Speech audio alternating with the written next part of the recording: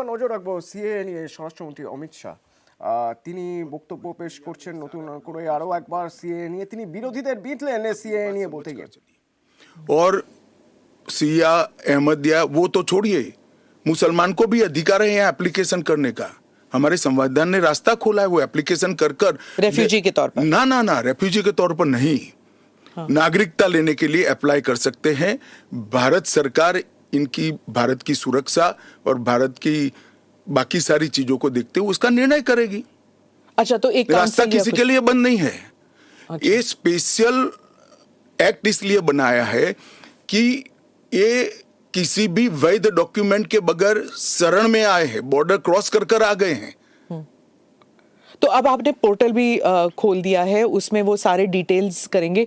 वो पोर्टल सुरक्षित है और अगर किसी के पास दस्तावेज नहीं है तो क्या अब वो ना नागरिक है, ना माइग्रेंट है, ना रेफ्यूजी है, क्या बन जाते हैं? देखिए, मैं आपको बताता हूं, जिनके पास दस्तावेज नहीं है इसका रास्ता हम बाद में ढूंढेंगे, परंतु जिनके पास दस्तावेज है वो मेरे एक रफ अंदाज से 85% से ज्यादा है। और कितनी देर लगेगी, क्योंकि उन्हें एक ओथ भी लेना पड़ेगा? हमने कोई समय मर्यादा नहीं रखी है। अच्छा, आराम से सब लोग एप्लीकेशन करें। मैं सबको अपील करता हूं, आप आराम से करिए। ये एप्लीकेशन देश की सभी भाषाओं में है। आपकी भाषा में आप डाउनलोड कर सकते हो, एप्लीकेशन कर सकते हो, और आपकी समय की अनुकूलता से भारत सरकार आपको इंटरव्यू के लिए बुलाएगी और डॉक्यूमेंट की ऑडिट के लिए बुलाएगी। और वो फेस टू फेस इंटरव्यू होगा या फिर फेस टू फेस होगा? Face to face. Original document लेकर आना पड़ेगा। और अगर वो सेकंड जनरेशन रेफ्यूजीज है, मतलब अगर उनके बच्चे हो गए हिंदुस्तान में, 15 अगस्त 1947 से लेकर 31 दिसंबर 2014 तक जो भी आए हैं वो और उनके बच्चों का भारत में स्वागत है। ठीक, मैं आपके आलोचक के जो कमेंट्स हैं उनको पढ़ती हूँ और आप बताइए। जो दिल्ली के चीफ मिनिस्टर हैं वो कहते हैं, वो सवाल उठा रहे हैं। उन्होंने कहा कि ये जो अंधाधुंध लोग आएंगे, बीजेपी उन्हें नागरिकता देगी, उससे थेफ्ट, रॉबरीज, रेप बढ़ जाएगा। दिल्ली के मुख्यमंत्री अपने भ्रष्टाचार के उजागर होने से अपना आपा खो बैठे हैं। उनको मालूम नहीं है कि ये सारे लोग आ चुके हैं, आज भारत में ही रह रहे हैं। सिर्फ इनको अधिकार नहीं मिला है, वो अधिकार देने की बात है। 2014 तक जो आ गए इनको नागरिकता देनी है। और इतनी ही चिंता है तो वो क्यों बांग्लादेशी घुसपैठियों की बात नहीं करते हैं, रोहिंग्यास का विरोध क्यों नहीं करते हैं? क्योंकि वो वोट बैंक की पॉलिटिक्स कर रहे हैं। दिल्ली के चुनाव उनके लिए लोहे के चने चबाने जैसे हैं, इसलिए वोट बैंक की पॉलिटिक्स कर रहे हैं। नौकरी का कहां सवाल है, वो ऑलरेडी यहां है। और बांग्लादेशी नौकरी का अधिकार नहीं मार रहे हैं क्या? रोहिंग्यास नहीं मार रहे हैं? इनके लिए तो आप कभी नहीं बोले भाई। सिर्फ जो हिंदू शरणार्थी आए हैं, जो बौद्ध शरणार्थी आए, जो जैन, पारसी और क्रिश्चियन शरणार्थी, इसी का विरोध कर रहे हैं। वो यही कह रहे हैं कि आप अपने नागरिकों को नौकरी नहीं दे पा रहे हैं और इनको आप स्मिता जी वो पार्टीशन के बैकग्राउंड को भूल गई हैं। शायद उनको जो निराश्रित आए थे, जो रेफ्यूजीज आए थे, इनके परिवार के साथ एक चाय पीनी चाहिए।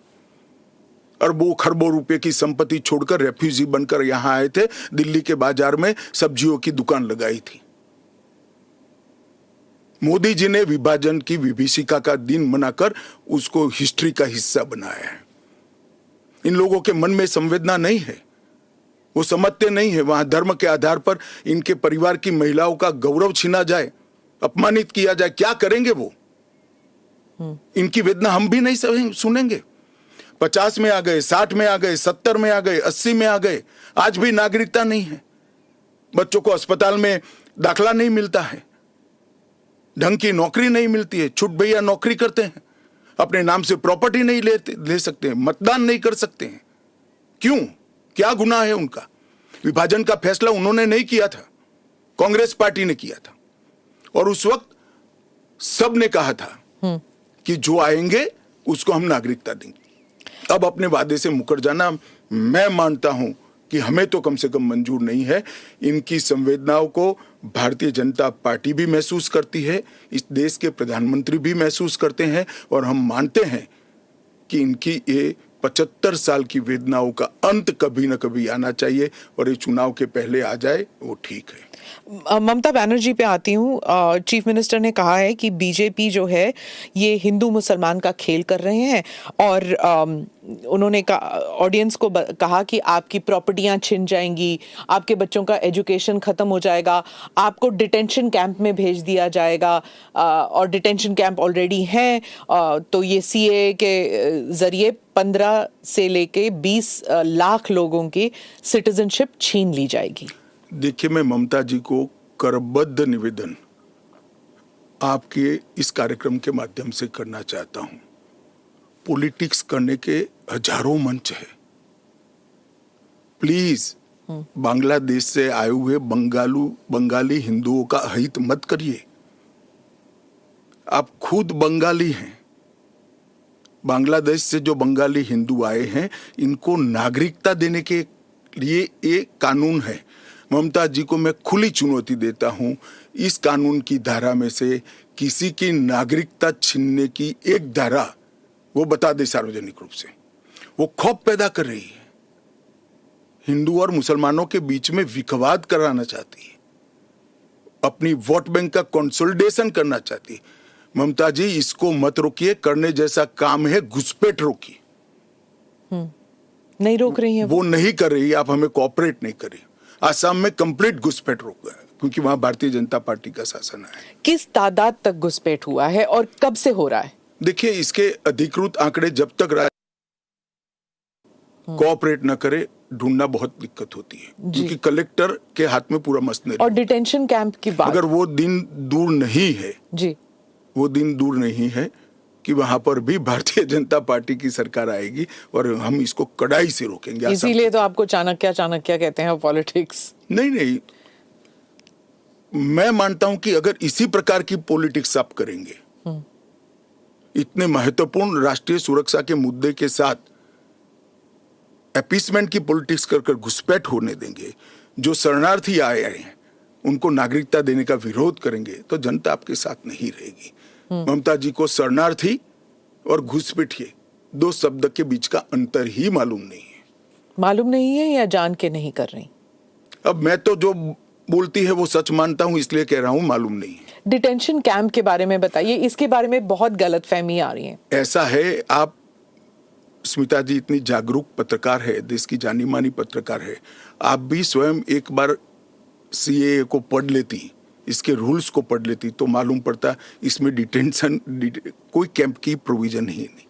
जो इलीगल माइग्रेंट्स हैं, अगर उनके पास कोई दस्तावेज नहीं है, उन्हें वापस अपने देश भेजने से पहले उन्हें डिटेंशन कैंप में रखा जाता है। ये आपने डिटेंशन एरिया में, जेल में नहीं डाल सकते, ये आपने 2019 में मुझे समझाया था एक इंटरव्यू में। सीएए में डिटेंशन कैंप नहीं है, इसी को लेकर मैं सवाल पूछ रही हूँ कि अगर सीएए के तहत वो लोग नहीं आते तो वो कहाँ जाएंगे, क्या होगा उनका? नहीं, उनकी व्यवस्था होगी ना। 100 लोगों का प्रॉब्लम है तो उसमें से 85 का तो अभी क्लियर हो रहा है, बाकी का आगे सोचेंगे। तो कितने लोग होंगे आपके हिसाब से? लाखों में, करोड़ों में, हजारों में, कितने लोग हैं? देखिए, ढेर सारे लोग हैं, इसकी कोई गिनती नहीं है। वो जब एप्लीकेशन आएगी, और बहुत सारे लोग, ये जो मिस कैंपेन चल रहा है, अपप्रचार चल रहा है, इसके कारण शायद एप्लीकेशन करते हुए भी डरेंगे। मैं सबको आश्वस्त करना चाहता हूं, आप यहां पर अप्लाई कर दीजिए। नरेंद्र मोदी गवर्नमेंट पर भरोसा रखिए, आपको रिट्रोस्पेक्टिव इफेक्ट से सिटीजनशिप दी जाएगी। आपका अवैध तरीके से भारत में आना, इस शरणार्थी के रूप में आपको स्वीकृति ये कानून दे रहा है, इसका कोई क्रिमिनल केस आप पर होगा नहीं, और आपकी भारत में की हुई सारी एक्टिविटी को भी वैधता प्रदान की जाएगी।